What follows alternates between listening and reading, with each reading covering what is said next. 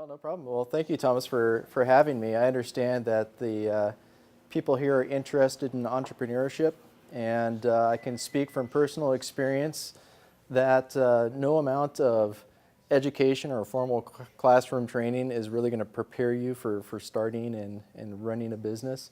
So what I thought I'd do is just take some bullet points of things that I've realized throughout the experience of growing a successful operation, and hopefully provide you a little bit of insight so that you can apply it to your particular goals and passions.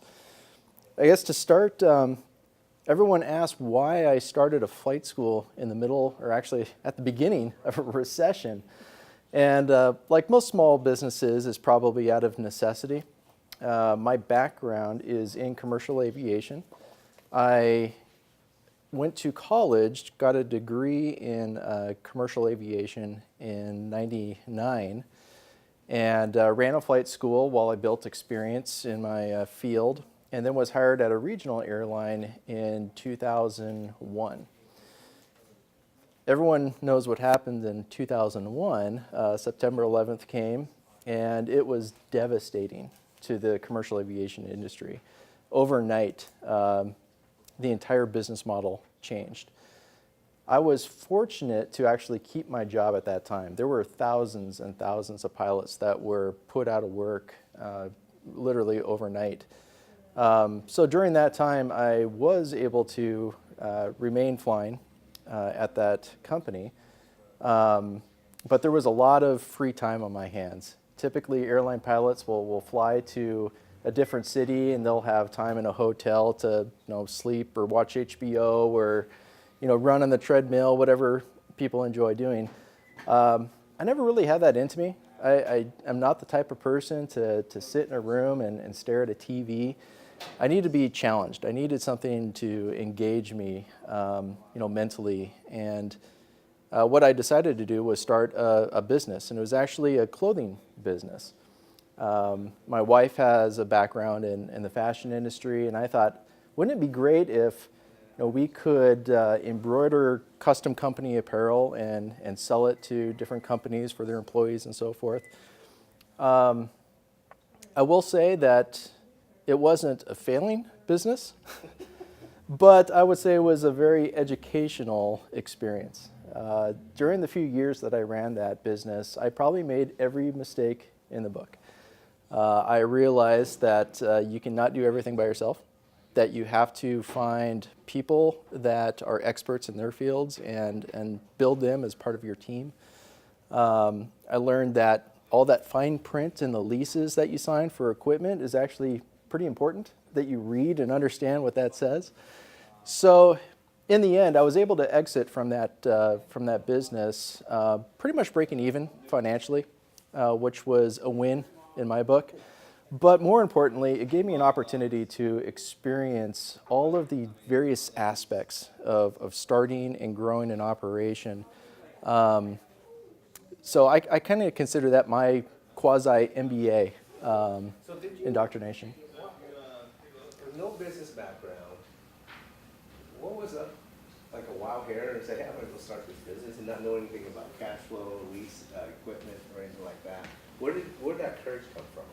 I was bored, to be quite honest. I was sitting in hotels, or at the time I was based in a city that I wasn't living in. So I was effectively on call with my primary employer and sitting around waiting to be used. And I was bored out of my mind. So I thought, well, given that my position in this industry is precarious to begin with, who knows, if the industry is going to recover? Who knows if we're, going to have another setback that affects the commercial aviation business? So I thought, why don't I diversify? Instead of relying on a single employment stream with one company, why don't I use this time as an opportunity to, expand my experience and my knowledge and education, so that if this happens again, I won't be in the same position, just crossing my fingers, hoping that everything turns out okay. So how did you embroidery? Did you buy a machine? Did you lease one? We did. Both. We bought one machine. We leased a larger, bigger machine. How often did it break? Not too frequently. There were new equipment, Okay. and so that was one of the benefits. Is the reliability was high. We didn't have too many disruptions, but learning how to use the equipment Right. is a different story. We went through many destroyed garments, educating ourselves on how to do it. In retrospect, it was pretty crazy. Expecting that the business was going to be successful with no prior experience, with little to no capital, just some passion. But that is important. Being passionate and having a vision and a goal can be not just a necessity, but without it, it doesn't matter if you have a good business plan and you have a team behind you. If you're not the champion of your vision and your goals, it doesn't matter. So it was a great experience. I did realize after some time that this was not a long-term profitable enterprise. So I put in place an exit strategy. I segued out of that. And during that time, I was also employed by another major airline, Alaska, who's a supporter of the VIBE program. I was hired at Alaska in, was 2007. New company, starting from scratch, bottom of the seniority list, new employee. What happened in 2007, 2008? Economy tanked. Again, bad timing, starting a new job at the wrong moment. This time, So why did God hate me so much? not convenient, but you just roll with the punches. And this time I was a little better prepared. It was a difficult transition. I was laid off because all the airlines were cutting back on their staffing, reducing their schedules, until the economy picked up and leisure and business travel started picking up again. So I was without a job, quickly realizing I have no qualifications, no professional knowledge or experience that's even going to help me get a job in, banking or sales or marketing or anything. All of my education and my experience was in flying airplanes, and there was not a job to be had. I was even applying overseas in Korea, trying to find a position.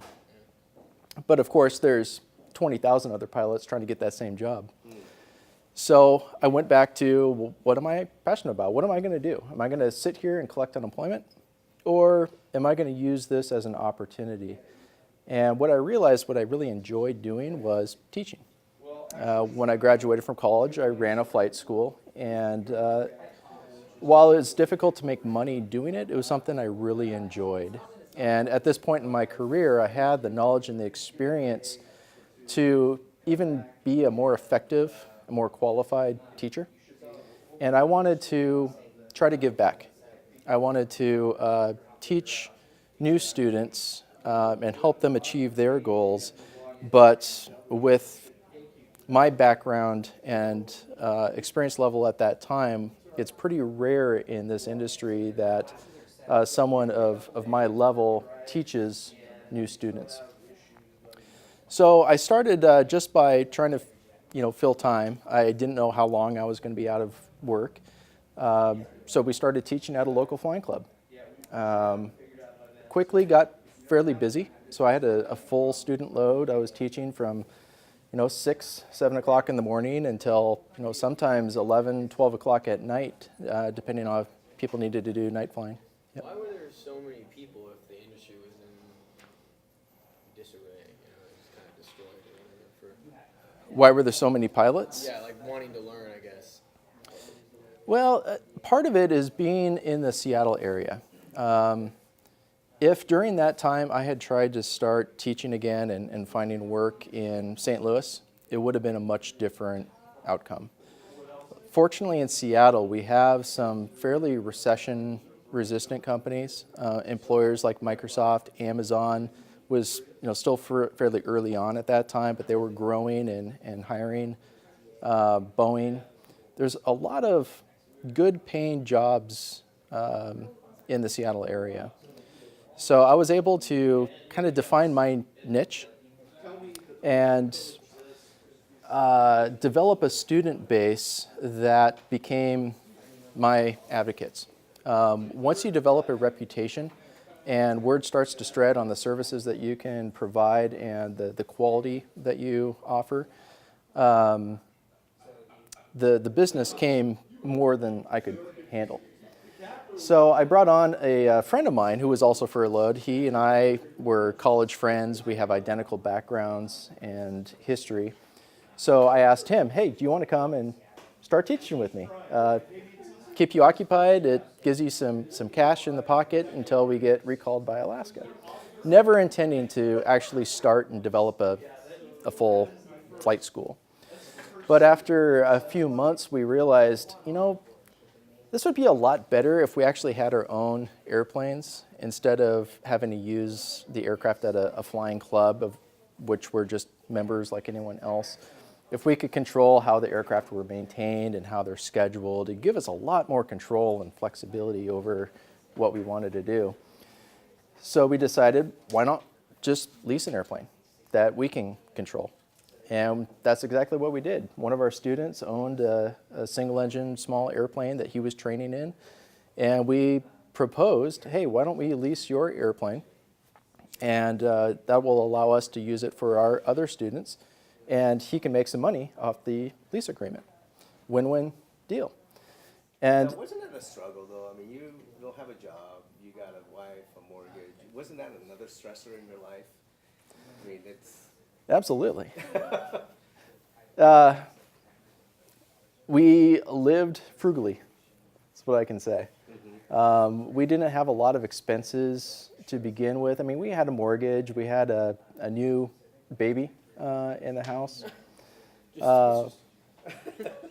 So by no means was it easy, and the money that we did make, we really didn't keep all of it. It wasn't like you're making $100 an hour and it's all going into your bank account. It's maybe of that you can keep 20, and the other 80% needs to go into, building a business. Once we decided to start leasing an airplane, well, you have to get your word out. How do you market? How do you let people know that we're a new opportunity for people to come and train with? So you start thinking about building a website, and all of those additional things cost money. So we took very little out of it. Fortunately, our spouses were both full-time employees, so they really covered our personal expenses during that time and allowed us to reinvest the money that we did make into growth. And from there, it just kind of took off on a life of its own. Here we are 9 years later with approximately 45 employees full-time, 20 aircraft. Just under half of those we own, and the other half we lease. So what I thought I'd tell you about today is, how did we get from being members of a flying club and then leasing one airplane to the largest flight school in the state? So here are my bullet points. Regardless of your idea or your vision or the company that you want to start, the first thing I recommend is make a plan. You've probably read a lot of books about writing and developing business plans and strategies, and that's all well and good, but simply creating a document so that you can go to a bank and say, here's my business plan, is not the goal. The value in it is the process. I can tell you, spending late nights and long hours really thinking through what is your strategy. What is it that you are providing relative to your competition? How are you going to make sure that you're not just gaining customers, but you're doing it profitably? And developing that plan is going to force you to really look at both ends, be your own devil's advocate, and put together a strategy that will be successful instead of just kind of winging it. Can we talk about that? Yes. About the business plan, because you guys, it's the plans is for you. It's not like for the bank, because you have to understand what you're trying to accomplish. Because sometimes, you might have it in the head, but it's like Warren is saying, sometimes it's nice just to have it and look at it. and make adjustments to it. I mean, it doesn't have to be real pretty and sexy or anything like that, but it's something, it's gotta have something on it. Don't write a business plan just to create 50 pages and have an impressive binder so that it looks like, hey, I've made it. No, you have to go through the process. You have to spend the time and the thought and the effort to determine what is it that differentiates you from everyone else in the market that you're proposing to enter. And like Thomas said, this isn't a static one-time deal. This is a living document. Or in other words, every probably 6 to 12 months, you're going to go back and you're going to modify it and you're going to change it based on changing opportunities and variables in the market. So starting off with a good plan at the very beginning is critical, not for anyone, but for yourselves. And as you continue to grow and things become more refined, you keep that business plan updated so that you always have a clear, defined pathway to success. So how often are you selling your business? Like when you're flying to other states or on the flight, you don't go on the intercom and say, thank you for flying Alaska Airlines, but do you know that we have a flying school? No, I wish I could, but no. Conflict of interest. No, but honestly, I feel very fortunate because I'm in a position where I have been recalled and I am a full-time employee and pilot at Alaska, which one allows me to keep my finger on the pulse of the industry. Going through training, and my partner is also in the training department at Alaska, so we're on the leading edge of innovation and technology and human factors research on a commercial level because they can afford the millions of dollars in research and investment into those pretty heady subjects. We can reap the benefits and then apply it to the smaller general aviation level. And that's something that really sets us apart from, frankly, everyone else in the country. Honestly, I don't know of any other flight school with our level of experience and industry connections that applies it to basic primary training, which is a huge benefit. Can you tell us about your other verticals? Because I know you just don't teach flying, but there's other aspects of your business too because it's called vertical integration, so there's other revenue streams that comes with it too. Well, that's something that you're going to have to determine as your business matures, and maybe you start off with one core product or one core service. That's great. What happens if the market changes? Are you going to be able to adapt? Are you going to be able to find other revenue streams if your equipment breaks, or if there's different opportunities that you can take advantage of and leverage? So one of the things that we did was purchase a fuel tank and open a maintenance shop. Not because they're necessarily separate independent businesses, but they all complement each other. And by nature, my partner and I are very conservative. We always hope for the best, but plan for the worst. I'm never going to assume that we're going to open our doors and that people are going to flood in. That would be fantastic, but it's just not reality. Can I ask something with that conservatism? So Bradley, he's a really slender guy. He told me that this is how conservative he is. He hasn't bought a belt since his mom bought him a belt from high school. I believe that. He goes, I'm still wearing the same belt my mom gave me from high school. It works. My gosh. Okay, if it works, why buy a new one? That's how conservative they are. So with the vertical integration, our plan wasn't to, okay, we're going to invest in the maintenance shop and the equipment and the tooling and the labor, and then we're going to generate X number of dollars. No, we factored it as if the flight school was the only customer. Let's make sure that our maintenance side of the operation is independently profitable, knowing that we have this guaranteed client, which is ourselves. And if we can get some additional outside maintenance, if we can develop that and get outside customers, that's just icing on the cake. Same thing with the fuel. We know how much the tank and the trucks and the labor is going to be. It would be fantastic if everyone started flying into Renton and buying our fuel, but how much of that can we control? Very little. I mean, even with an aggressive marketing campaign and everything, you're just putting it out there and hoping for the best, which is not very smart strategy. So we figured with the amount of fuel that we consume internally at wholesale prices, we can at least cover the costs for adding that additional revenue stream, and then any other gallon that we sell outside is just pure profit. And that's the way that we've kind of addressed our growth. It allows us to, like I said, diversify our revenue, but it's also in a very controlled and conservative manner. The next thing I would recommend is building a team. The mistake I made with that embroidery business was I thought I could do it all. I could read the books and I could, educate myself on accounting and all those things. Not so much. One, I'm not that smart. And two, why try?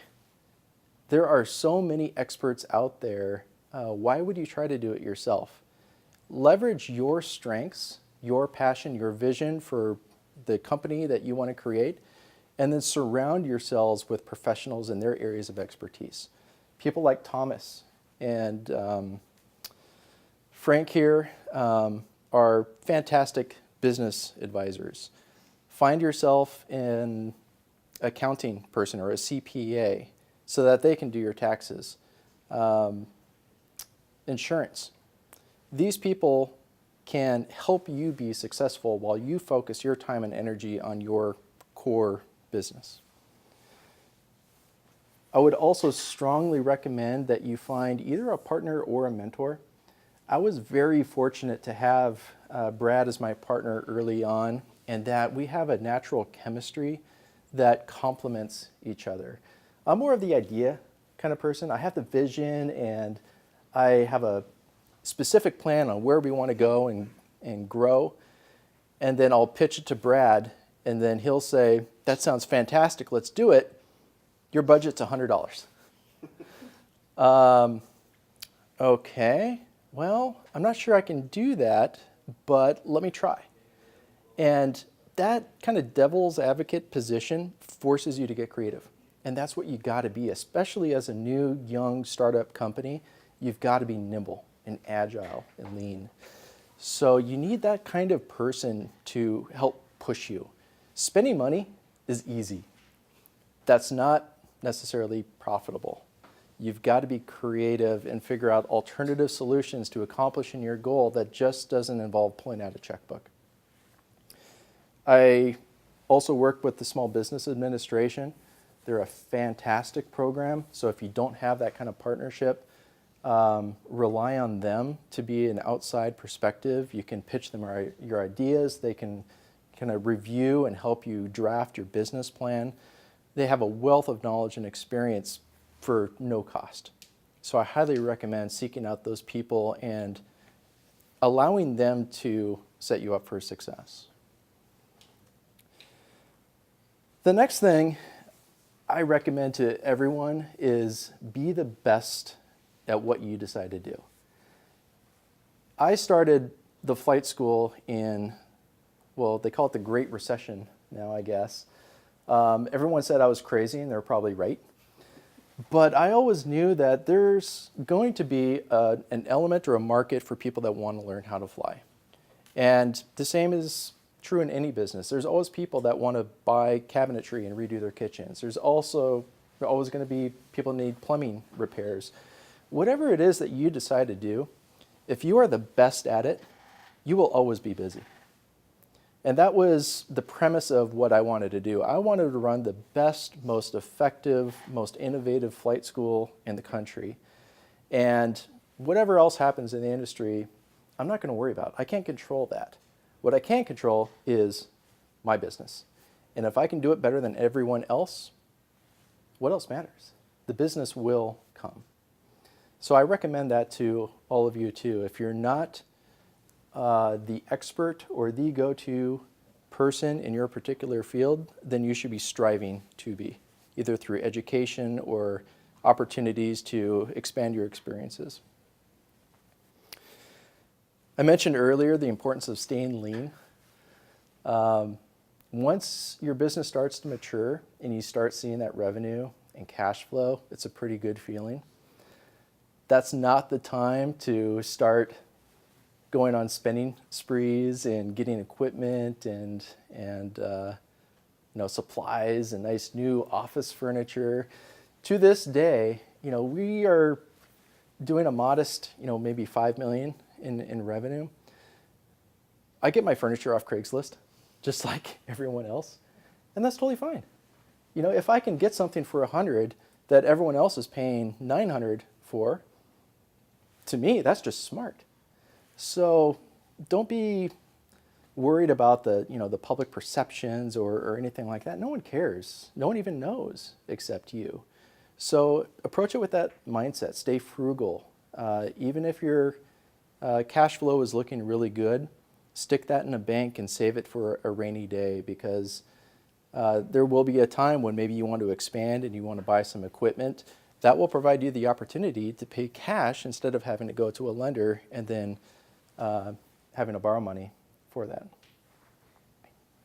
How often do you and Brad sit down and talk about finances and seeing, okay, what can we use this money for, or we shouldn't spend money, or pay off debt, or whatever?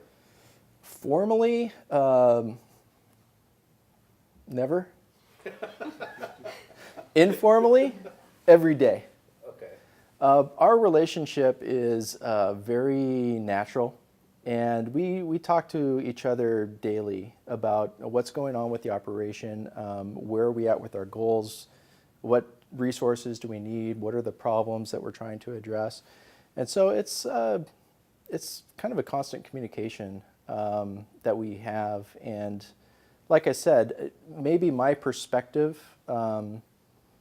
is valid under certain circumstances, but he might have a different perspective or information. And that coming together is what generates the synergy and really allows our success. If I was doing it all by myself, we would not be successful, nor would he without me.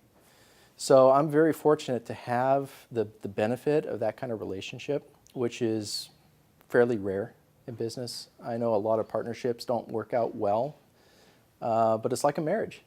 You've got to work at it. You have to have good, open communication.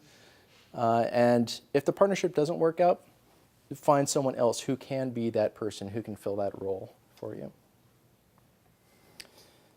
How did you decide, like, percentage-wise? And did it adjust through time, after time, or was it just kind of like a... Ownership of the business? Yeah. No, we set it up as a 50-50 partnership. I had the business started at that point. We had a business plan and kind of a strategy. So Brad bought into it and became a 50% partner. Okay. And we've had it that way ever since. We jointly make decisions regarding staffing, hiring, firing, and expenses, what we decide to invest our capital in. But more the day-to-day kind of stuff, it's more operationally is my end, and he takes care of more of the maintenance and the fueling side. How do you deal with, like, arguments, or do you guys just not have them? Oh no, just Well, like I mean, it. it's like kind of Just like any, like, just like any marriage, you're going to have arguments or disagreements, and as long as you are open to listening to the other person's perspective, they're very helpful and necessary. If I am very adamant about my opinion and want to execute a strategy that I think is best for the company, but I can't convince my partner, then I need to do a better job. And that's what forces me to be creative and think outside the box. And usually he has very valid points. Maybe my idea is fantastic, but I have to prove it. It's not enough to just say, don't worry, this will all be okay. Well, how? Why? Why do you feel that way? Can you prove to me that this is going to work with actual numbers and data and goals and timelines? Well, no, but let me work on that, which is good. So I have a question. So it's kind of going back a little bit to your business plan. So like the first thing, create a business plan. I was listening to NPR about the story of MTV and Ben and Jerry's. Yep. And both of them said How I built this? Yeah. Yep. In both of them, they explained when they were creating their business plans, they pretty much arbitrarily just kind of made it up, and they kept making up numbers until they could take it to the bank. And so they explained that like a business plan, it's pretty much only a sign that you're willing to put in the work, but the business plan itself is completely useless in the application of it. Correct. What would you agree with that, or how would you take a look at it? I would. I mean, like I said, the business plan is just a document. It's a bunch of words on paper. It's important because it provides structure to your ideas and your vision. But honestly, it's just today's plan. Tomorrow, it may be completely different. You know, if someone walks in your door and they have an opportunity, or maybe it's your most valued customer, and they say, hey, I think, you know, if you did this, you know, if I like it, a lot of our other customers would like it. You never know what's going to change. Maybe the market changes and there's regulatory interferences that force you to shift your plan. It has to be fluid and flexible. You need to adapt it based on changing conditions, but that doesn't mean it's worthless. You still have to go through the time and the effort to really think through every angle of your plan to make sure it's viable. Does that answer your question? Yeah, makes sense. Yeah, I like what he said in that. The plan is sort of like the outline to the major book. It kind of gives you the structure to kind of lead you in the right direction. How you get there is going to develop as you go. Mm-hmm. I would say you could also use it as a timeline, like set certain goals in like periods of time and then like review it and change it as the company changes or grows. Absolutely. You know, I think it's pretty typical you have a section on like customer estimates where you define your market. You need to identify, you know, who is your customer? Where are they? Where are they coming from? How are they going to patronize you? And that changes frequently, especially in Seattle. How many people have lived here for more than 20 years? 20 years ago, Seattle, Tacoma was a much different place. And businesses have to change along with it. I see opportunity. Even with an upcoming recession, everyone says the stock market's going to tank soon, there's going to be a big market correction, we're going to go back into a recession, and they're probably right. Does that mean that your business is not going to do well? Maybe. It depends on what your plan is. Do you have a strategy if that should occur? There could be a lot of opportunity in a big market correction depending on how you address it. But you have to plan for both cases. If things continue going well and the employment is strong and the economy is good, fantastic. What if it isn't? What's your plan B? How are you going to adapt? That's one of the reasons that we own half our aircraft and we lease the other half. If our customers lose their jobs in the next year and we lose half of our customers because of that, because they don't have the expendable income, then what are we going to do? Well, I could terminate all of our leases with 30 days notice and I could cut our overhead in almost half in a month. That would allow us to, reduce our costs. We would shrink appropriately, but we would stay in business. And then as the conditions changed, we would grow back into it again. I've seen far too many businesses just hope that everything is going to go good, and they don't have a plan or a strategy for the bad times. And those are the ones that go out of business. They just can't cope. They can't adapt. Yep. So I talked to actually Rasan, and he kind of explained to me like when businesses, they do kind of due diligence or they kind of study the market. At UW we have like access to these databases that can show a lot of that can explain the different market sectors, business sectors, how well they do, what the target audience is, all like tons of information. How relevant is that for a business owner? Because there's like tons of this information. It costs thousands of dollars. We as students get it for free, but it's like I haven't met too many business owners who actually use this information. So it's like from your perspective, like do you use like these databases or these research reports to kind of develop your, business in a certain direction? Yes, we do. And that's what you need to explain in your business plan. You can have the data, and that's all important, but what's more important is why. Why does it matter? What are you going to do with that data? In some cases, you can provide demographic information showing that there might be a customer base of X number of people within a certain area. If your plan is to capture a certain amount of market share, then you have to know the numbers to be able to define your strategy. So if you want to get 10% market share out of 100,000 people, okay, that's a goal, but how are you going to do it? That's the key. If you want to have 10,000 customers in the next 2 years, what's your plan?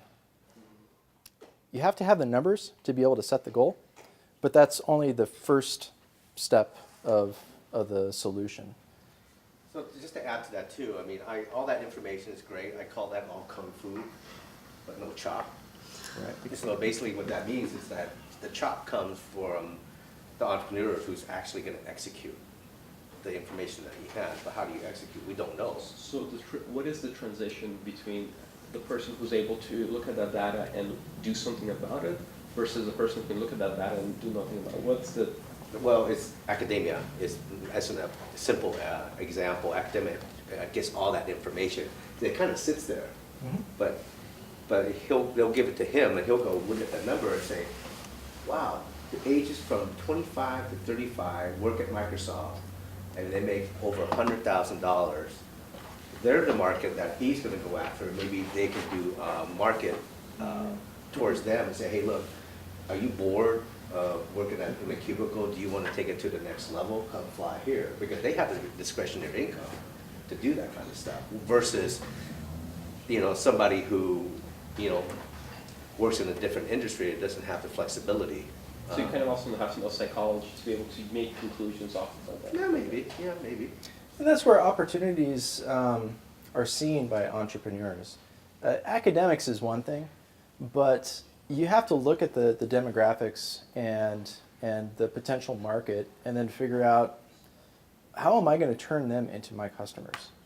It's great that there might be 100,000 people that could patronize your service or buy your product, but how are you going to reach them? What are you providing them? What kind of tangible value are you selling, and how are you going to let them know? How are you going to get the word out? How are you going to logistically meet their needs? What if you're really successful and you've got those 10,000 people in your first year instead of the next 2 years like you had planned? Are you going to be adaptable to that and be able to accommodate them? Or maybe the answer is you don't, and you play it conservative. Growing too quickly, too fast brings challenges of its own, which aren't necessarily good. So those are all contingencies that a good entrepreneur is going to consider and plan for.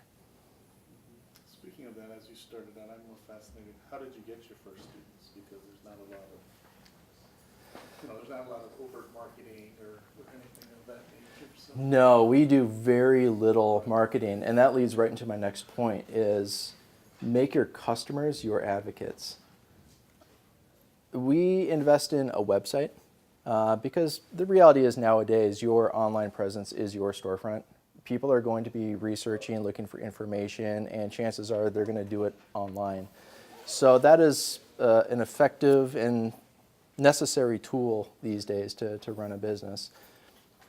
As far as mailing postcards and flyers and all those kinds of gimmicky type events, honestly, they just don't provide a good return on the investment. I mean, just think of mailing 10,000 postcards right now. How much that's going to cost you in design, printing, mailing, for what? At best, a 1% return on your business? Is that smart? Yep. Yeah, I was going to say, since you said that it's word of mouth, basically marketing, I mean, you probably use like Yelp and Google to let people really do their own thing. However, how did you get started? How did you find your first base of customers? Did you also look at maybe the demographics saying there's not enough high schools, repairs? in this region, in this area, or was there some other kind of method you used? Well, early on, we're probably a little unique because we didn't have a plan at the beginning. We knew what we could do well, and we just started doing it. It wasn't until later that we developed a reputation that we realized, wow, where do these 5 employees come from? We actually have like payroll and taxes and all this kind of stuff that we got to worry about. And that's when we decided, all right, either we need to like step away, or if we continue this, we're going to do it right. And to answer your question, our first customers were more just natural. When we started teaching, everyone wants to learn from the best, right? And we were in a position where we could say, hey, we've got 20 years of commercial flying experience under our belts. We've flown to Hawaii, to the Arctic Circle, down to Mexico. We have a lot of knowledge and experience that we can impart that other flight instructors can't. They just don't have that level of experience. So that was really the reputation that we based off of at the very beginning. The problem then became, how is this scalable? Because there's only so many hours in the day and there's only one of me.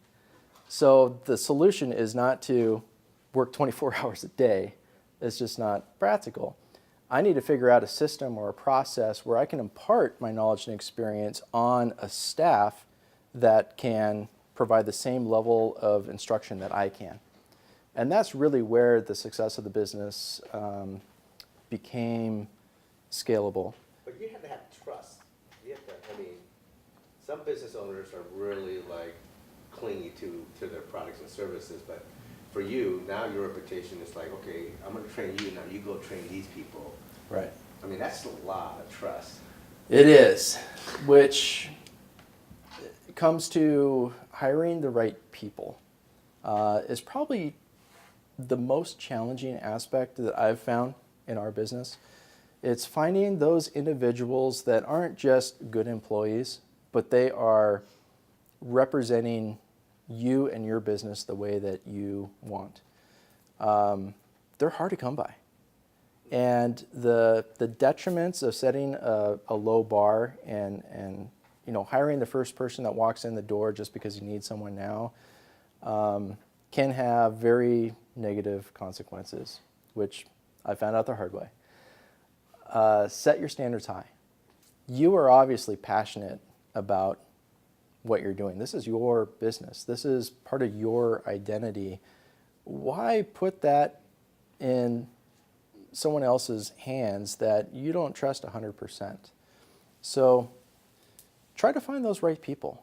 And I guarantee you, if you do, it will be probably the biggest thing that will help you succeed. For example, we started off with an office manager. Early on, we quickly realized I can't do the books and the website updates and paying the bills and teach full-time. So we needed someone to come in and kind of handle all the office management stuff. So we hired someone, and she did a great job. She was with us for several years. And we got to the point where the business really outgrew her skill set, and we had to get additional support. We looked at many people, and they just weren't the right fit. They would probably be very adequate with specific direction. If you told them exactly what to do, they could do an adequate job. But that's not really what we wanted. I wanted someone who can take the initiative, that can look for issues and correct them without being prompted, that will look for opportunities and say, hey, Gordon, I heard some customers talking about this. I think that there could be an opportunity here if we're able to address this perceived need. Otherwise, I wouldn't have known about it. So if you can find those people, they will do tremendous amount for helping you succeed. But it takes a lot of trust. You have to let go a little bit and give people the opportunity and the benefit of the doubt to be successful. And also, I think to answer more about were you guys' first clients, I think it was probably a really good move to be a part of a flight school, flight club. Mhm. Because I think like that's like inside marketing pretty much, and just you're doing it in a club, and then if anyone joins that, you're gonna have people interested. Yep. Would And you, would you say that that is where you got your first clients, or would it? oh, it definitely was. Yeah, when we decided to lease our own aircraft and set up our own shop, we took those clients with us.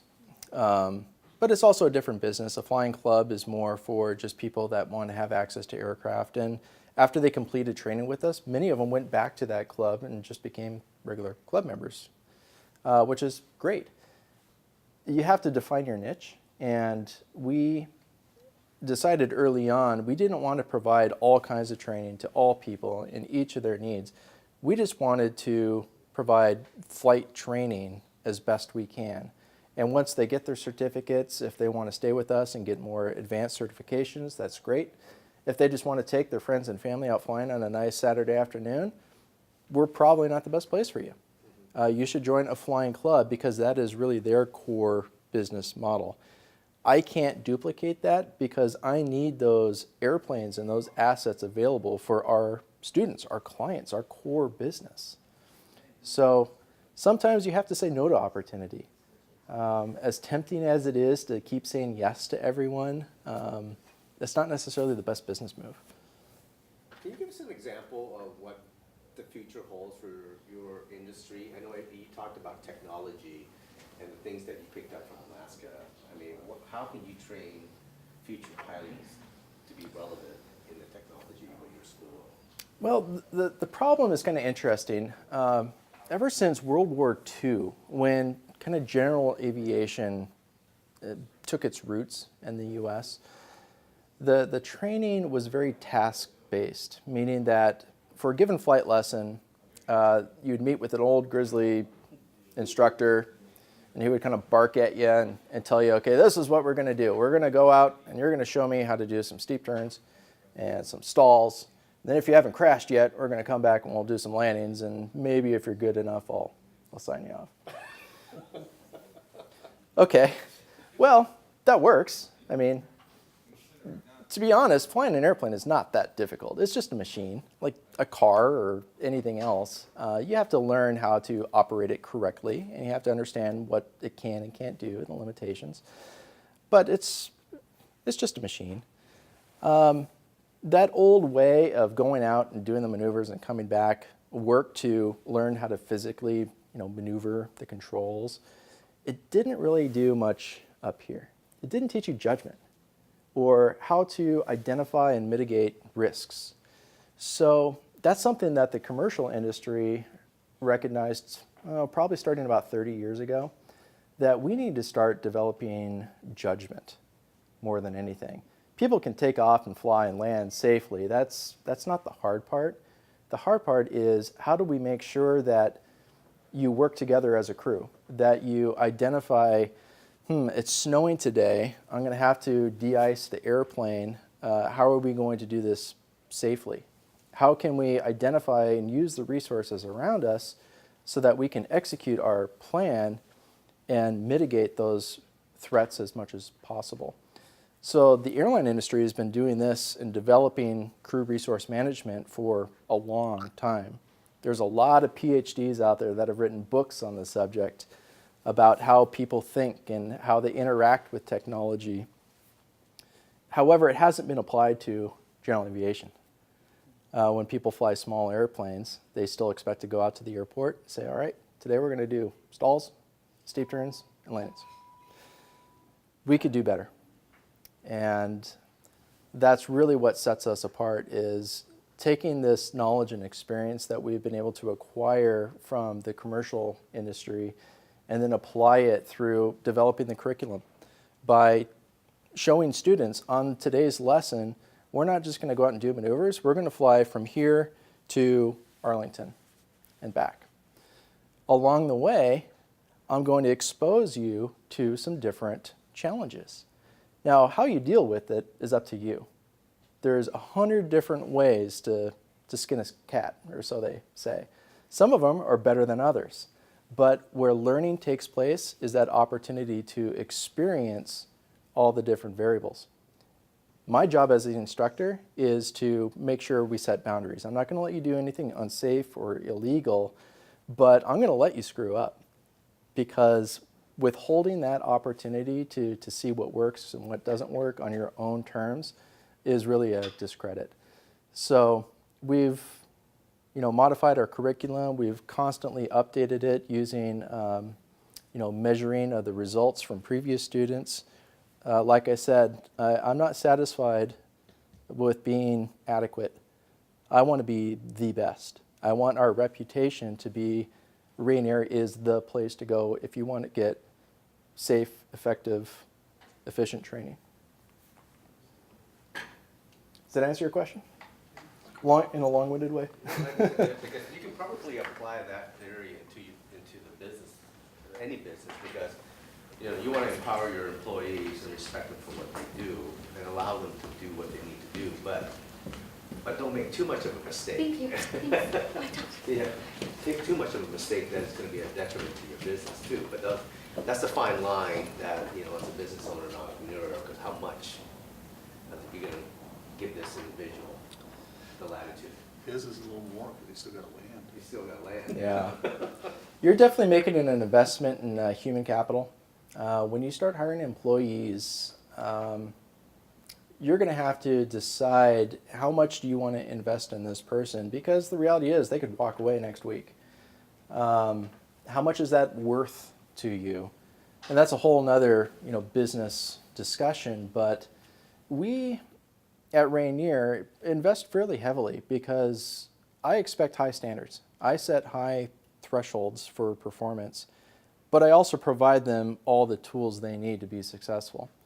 When I hire a new instructor in particular, we probably spend full time the first week just training them to be the best instructor that we can be.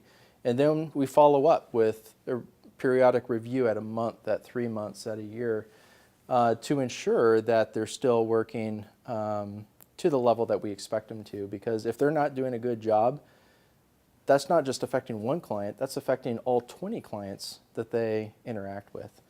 And that's obviously incredibly important to my business. So it's worth us to make sure that they are doing the best job they can. So currently, your clients, you don't even need to advertise anymore. It's all word of mouth now, right? I mean, it's Correct. just kind of like friends, family, and all that kind of stuff. It's reputation. Online reviews are important. We don't do any investing, but we certainly monitor that to make sure that the information being provided online is factual. And I think that's a challenge for all businesses these days, because there are going to be people that, for whatever reason, they demand the moon, and you say, I'm sorry, I can't provide that to you, and they give you a 1-star review. Well, we have learned that that is their prerogative. You're going to have those kinds of situations, but how you handle it really, I think, defines how people perceive you. If you put a reply on that 1-star review saying, look, I'm sorry you had this experience. We take pride in doing the best job we can, but under those circumstances, it just wasn't possible. So hopefully you'll give us another try. Put yourself in a prospective client's position. If you were looking at patronizing your own business, how would you perceive that? And I think ultimately you know what's right and what's wrong in doing the right thing. You can't appease everyone, so don't even try. But you can be aware of your reputation and try to protect it as much as you can. Mm-hmm. So on Monday, the guy that was speaking here, Thomas Daigle, Travis, he said kind of this, he referenced this quote. He said, what distinguishes like a special forces soldier from a regular soldier is that a special forces soldier has the capability to execute basic soldiering flawlessly. Mm-hmm. Not that he has some sort of special knowledge or something like that. Would you say, yes, but you kind of talked about developing judgment. Would you say that you develop judgment through flawlessly executing the basic tasks and as a result you do that? Or do you need to go to school and get a degree or something to build something more out of it? No, I would say, and this may not be the same for every industry, but in aviation anyway, I would say that the most important part is to recognize your mistakes and learn from them. Because while we always strive for a perfect flight, and this goes for commercial and general aviation, hopefully that flight is flawless, but it never is. That's just not reality. There's always going to be something that you could have done better. And so we use a debriefing tool to assess after every single flight, how did that go? We had a plan, we executed it. Did everything go according to our expectations? If not, what would we have done differently? Knowing what we know now, would we have done something else instead? Would we have decided to make this decision? That's where learning comes from. But by acknowledging the mistakes and then incorporating that into future versions of the same mission, that's how you improve. That's where you learn. Yeah, I think, Timothy, when Gordon and I were, before the lecture started, we talked about there's nothing better than practical application, because you can read about how to fly an airplane from a Cessna all the way to the 777 and all that. But the reality is, until you take off, Mother Nature's going to take over. When you land in Hawaii, crosswinds that you weren't expecting, wasn't in the data book, comes and he goes, how do you deal with that? And I think by the repetition, repetitive, doing it, and you get to feel the airplane like anything else, To answer your question, well, does he need to go back to get a master's in aeronautical engineering to understand that crosswind section? I don't think Gordon's going to go back and do that. I think he's going to continue to fly until he perfects his landing. Because, like you said, not every landing is going to be perfect. I mean, I don't know, every time I see an airplane land, or being on an airplane, I always go, how hard is this thing going to hit the tarmac?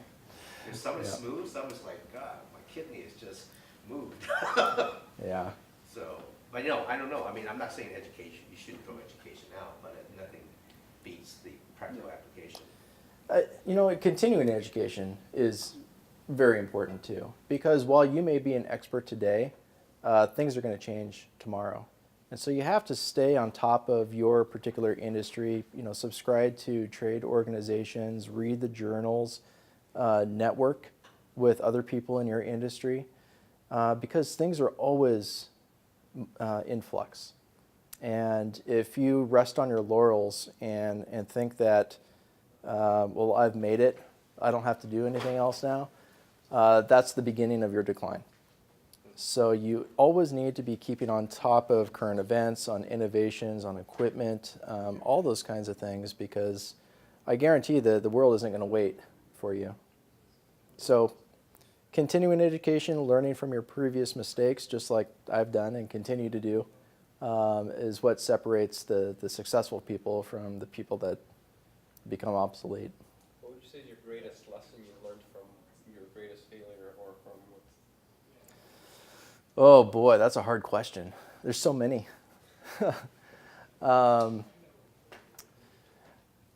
I would say probably the hardest lesson is to stay lean. As you grow and you start to realize that, what's the quote? Revenue or cash flow is sanity and revenue is, what is that, Thomas? I can't remember. You don't know that one? Cash flow is king. Yeah. If you've got a $10 million business, hey, that sounds fantastic, right? You're a huge success. Well, what if 99.5% of that goes into your operating expenses? Does that mean you're truly successful? So it took me learning that the hard way, that revenue is not that important. Profit margins are very important. So making sure that you have sufficient capital and that you have reserves, just like you hopefully have like a personal emergency savings account, your business needs that as well. You need that cash cushion to weather the unexpected downturns, the things that come up. Yep.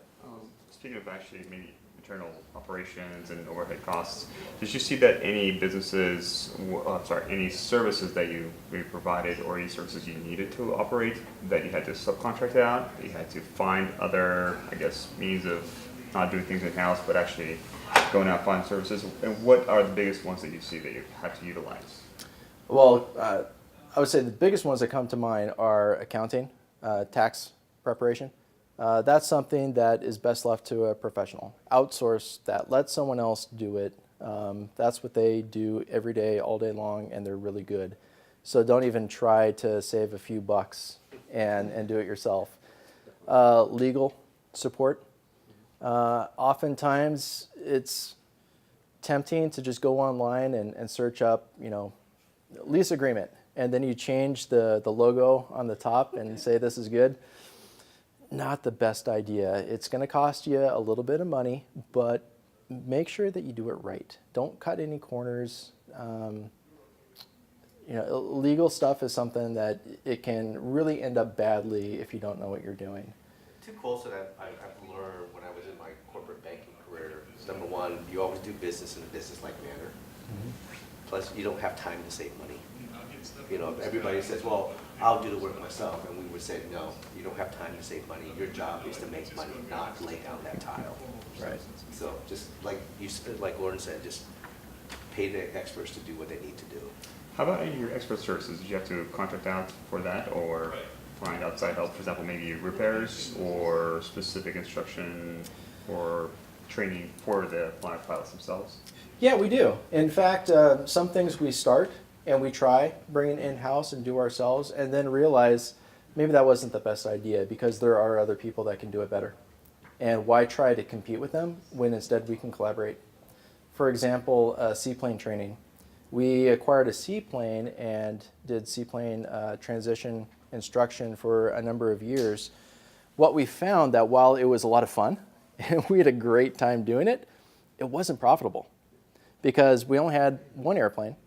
We had instructors that are constantly revolving, and so to maintain a certain standard of proficiency with that niche training market was costing us a lot of money.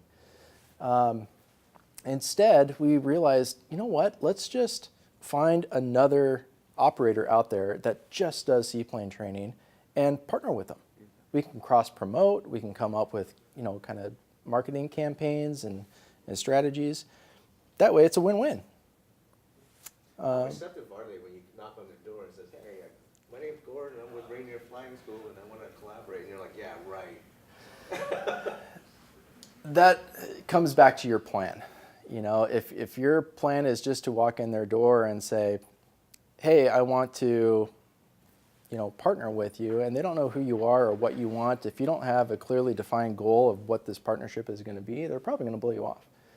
So if you do approach someone, have specific things in mind, not just to help yourself, but how are you going to help them? If anyone comes to me and says, hey, Gordon, I've got a great idea for your business, and this is how I want to help you execute it, and in exchange, it will help me too. Okay, I'm listening. But if someone says, hey, I just want to put your name on my website because you've got a great reputation, okay, well, why would I want to do that?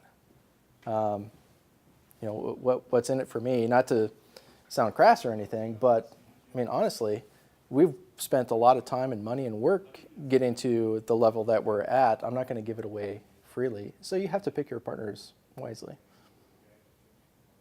How much effort or money do you guys put into things like social media or Google advertising, online marketing?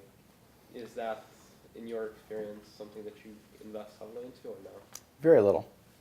Because how much of that contributes to your revenue? Not much. It kind of bolsters your public perception. It's your online image, which is important, but we don't put much money at all into that. We just focus on running our business and doing the best job we can. And if we do that well, everyone else is going to say what a great job we did. We don't have to say anything about ourselves. That being said, we do have a marketing coordinator that kind of monitors our online presence, looks at our competition to make sure that we're abreast of, what are other flight schools doing. Maybe some other flight school in Arizona has a fantastic idea, and it's a new innovative way of putting together and organizing a summer youth camp. If we can duplicate that without having to create it from scratch, then that saves us a lot of time and effort. So we do have a person that kind of manages that and keeps an eye out for opportunity, but we don't pay for AdWords or Facebook posts or anything like that. I'd much rather have a customer post, "Hey, I soloed an airplane for the first time today. This was the highlight of my life. Thanks to Rainier Flight Service for making that happen." How much is that worth?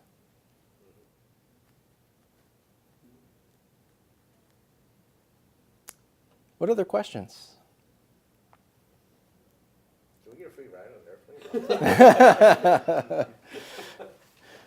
Well, I guess the closing thing that I would remind you guys, you're going to be putting in a lot of time and energy and late nights developing your plan and your ideas. Enjoy the process, especially when you start hiring employees and you're starting to grow and your business matures. You're still going to be the leader that people look to, that set the tone and the culture for your organization. Make sure it's the one that you want, because you're going to be stressed and you're going to be tired, but you're also the leader. And if you're not enjoying the process, if your employees don't show up and buy into your enthusiasm, you're working against yourself. You have to make sure your vision is infectious and that the team that you build rallies around you and supports you, not just come to collect a paycheck. So have fun. What makes somebody the right person to hire? Oh boy. That's gonna depend on. Yeah, it depends. What I always look for is a good person, because skills are trainable. I can take an average instructor and make them a fantastic instructor, but if they're an absolute jerk, I can't make them a nice guy. So I always start with, I want to find the right people with a great attitude, a strong work ethic, someone who's looking to help the business grow and be a part of that and contribute. And whatever their failings are, I can teach them specific knowledge areas or give them opportunities to round out their experiences. But without that great attitude, it doesn't matter how much experience they have, they're not going to really help me. So that's the one thing that I start with, and then I build on it. Anything else? Well, thank you guys. I appreciate you having me.